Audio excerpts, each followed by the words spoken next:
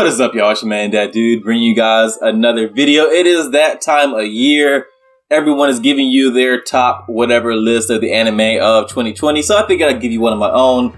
I'm only going to do a top 5 because, quite frankly, I didn't watch enough anime this year that I thought were truly deserving of being on a top 10 list. So I'm just going to do a top 5. I would give you the typical preface of, hey, this is all based off my opinion and only based off the shows I've watched. And these are all based off my personal tastes and views, yada, yada, yada. No, but instead of that, I'm just going to say my word is gospel. So if you disagree with anything on this list, you're wrong and I'm right. So let's get started. I might be cheating a bit with the show I'm going to have at number 5 because it technically came out in 2019. But the majority of the episodes dropped in 2020. So I think it kind of counts. So I'm going to have it on my list for this year. And that show is Ahidu No Sword. Now, I wanted to have this show higher. I initially had it at, I want to say, 3rd. When I was first writing out the outline for this video. But once I thought about it, I really had to put it lower, and that's because the animation for Ahidu No Sword is objectively bad. When we're talking about the in-game animation for the basketball games, yeah, it is not good. It's more of a slideshow than it is an animation of people playing basketball. So I gotta deduct some points for that. But overall, I love this show. It might be my second favorite sports anime of all time after only iShow 21.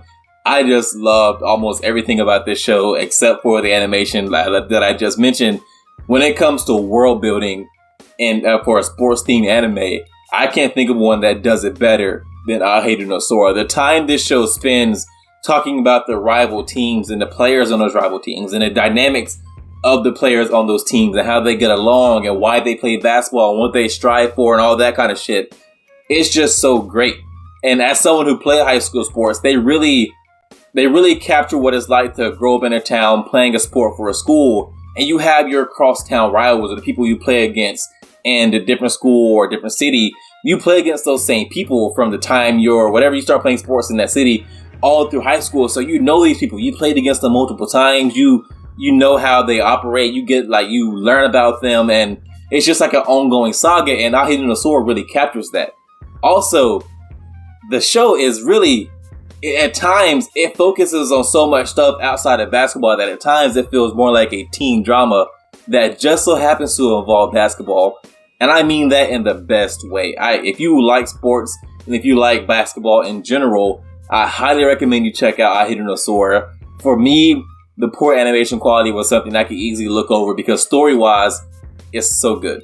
At number 4, I have Tower of God. This was Crunchyroll's first foray into original anime, and I thought it went very well. Despite having a uninspiring main character in Bam, the show surrounds Bam with a bunch of great supporting characters and a story that is genuinely interesting. It took me a while to get into Tower of God, like the first 2 or 3 episodes. I was okay, this is good. But I'm not seeing what everybody's talking about. What's everybody raving about here? But as the season went on, probably around episode 5 or 6, I was all in. I love the story. I love the setup. I love the intrigue of what's at the top of the tower. What's the tower meant for? I like the power system that the show set up, whereas RGB-esque, where players their characters fit a certain role within a group, and then when you go into battle or you go on a mission or whatever, you fulfill that role within the group. And I like that aspect of it. I like the strategy that kind of implements into the plot. Overall, like I said, I don't like Bam as a character, but I don't necessarily hate Bam. Hopefully going forward, Bam can become a much more, I want to say likable character, because he's not unlikable, inspiring, more charismatic, however you want to put it. I just don't see much of him right now. And that's why Tower of God is at number 4, but it was still a really good show. At number 3, I have Akadama Drive. This fucking show, this might have been the surprise of the year for me. When I first started watching Akadama Drive, it was interesting. The setup, when I initially thought the setup was for a heist anime, I was okay, this is cool, this can be fun. It turned out to be so much more than I thought it would be based off those first few episodes. This show reach heights that I didn't think it was capable of. There were episodes in here that had emotional depth that I didn't anticipate. There was moments that had so much weight behind them, and I didn't anticipate that. This show was just, like I said, it was the biggest surprise of the year for me, just in terms of how good it was. And it did that without really having any likable characters. Like, the Akadama almost none of them are very likable. Swindler was like, she wasn't a bad person, but I don't know if I would call Swindler necessarily likable. And it managed to be that good without having likable characters. It was just, I don't know how else to put it. It was just the surprise of the year for me. And it had episode 9. Episode 9 of Akadama Drive was as good as any episode of anime this year. I'm talking every bit as good as episode 4 of the Jujutsu Kaisen. That, it was, just go watch it. Even if you don't watch Akadama Drive, go watch episode 9 of the show. It is just that damn good. And it comes at number 3 for me. Again, the surprise of the year. And the show just manages to change genres so many times throughout the run of this of 13 episodes. I know it was 12 episodes. Throughout that run, it manages to change genres so many times. It starts out as kind of a heist anime, and then it goes to it has like an episode where it's kind of like a psychological thriller or horror. Then it has some political intrigue thrown in there. It managed to incorporate so many things, and it does them all very well. At number 2 is a show that has single-handedly renewed my interest in the shonen anime, and that is Jujutsu Kaisen. This show, I think, has all the potential in the world to be an all-time great anime. It is that good. It shows that kind of potential. The characters have that kind of potential. The story has that kind of potential. The world that the show has set up in only 12 or 13 episodes at the time of recording this video has shown, just again, so much potential. I'm going to use that word a lot talking about Jujutsu Kaisen because it's so new into the series that we can't say that it has achieved all these things. We can only say that it has the potential to achieve these things. I think it has every bit the chance to be as good, or if not better, than anime like My Hero Academia or maybe even Naruto. I like the characters in this show that much. I like the way the story is set up. I like the darkness that Jujutsu Kaisen incorporates into the shonen genre. It does all these things, and it does them at a high level. The action in this show is good. The power system is good. The animation quality, very good. The score of some of these episodes, the music that they put with certain scenes has been good. People don't really realize that's one of the things that made Naruto and Bleach so legendary, is that the score for those series is just amazing.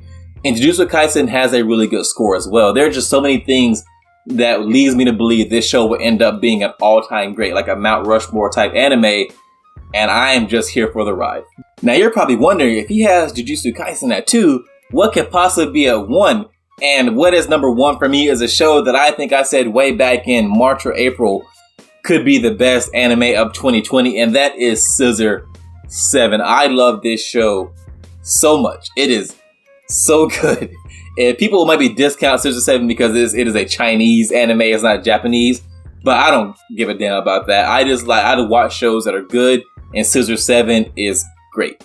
If you like action, Scissor 7 has it for you. If you like comedy, Scissor 7 has it for you. If you like romance, has that for you too. If you want like societal satire, it has that. If you want, I'm trying to think of other things that it had, because there are other things that if you like music, there are episodes in Scissor 7 that feature like songs from the characters and the characters singing that are legitimately good, where I go back and watch them on YouTube over and over again. It does so many things so well, but the best thing that Scissor 7 does is probably comedy. The comedy in this show is amazing. It does gag type humor. It does physical comedy. There are jokes that come from dialogue. If you like comedy, Scissor 7 is a show for you. If you like action, it's a show for you. If you just like good anime, it is a show for you. Scissor 7, I'm trying to think of other good things to say about this show, because there are so many. I could probably make a whole video. Well, I did make a whole video talking about Scissor 7, so go watch that. But it is just all around an amazing show, and it is very digestible. The episodes range between 10 and 15 minutes, so you can knock out Scissor 7 in no time. It is highly worth the binge. If you're sitting at home right now looking for a new show to watch, it is available on Netflix, so it's widely available. Go watch Scissor 7. It is the best anime of 2020, hands down in my opinion. Alright guys, that's all I have for you in this one. Thanks for watching, I really appreciate it. If you like this video, go hit that thumbs up. If you are so inclined, subscribe and share. It would help me out a lot. If you didn't like the video or you disagree with my list, hit me up in the comments so we can talk about it. I respond to almost everything. I'll see you guys in the next one.